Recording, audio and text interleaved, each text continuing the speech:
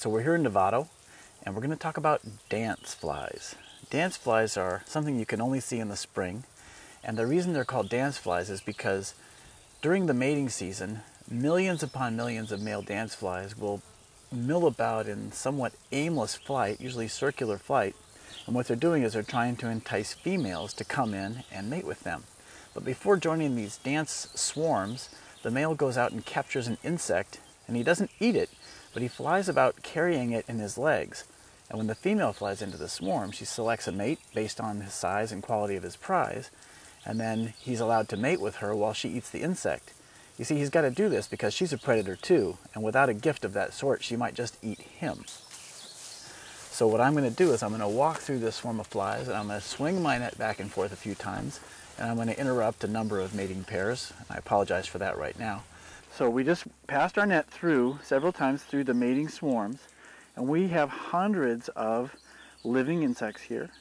But we also have an assortment of dead things at the bottom of the net, and we're going to look at that stuff and we'll see what kind of prizes these males had gathered. Coming out of the net, perfectly healthy, flight capable dance flies.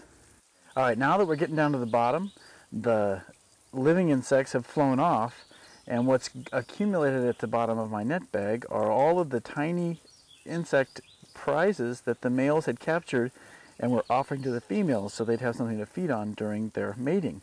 All right, so now we got the prizes at the bottom of the net. So I'm just going to dump them into my hand and we'll see what we've got here. Oh yeah, that's a fine assortment of dance fly delicacies. So here's the dance fly delicatessen.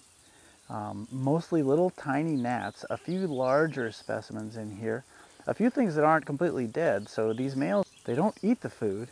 The point is the female gets to eat the food, and that distracts her while the male mates with her.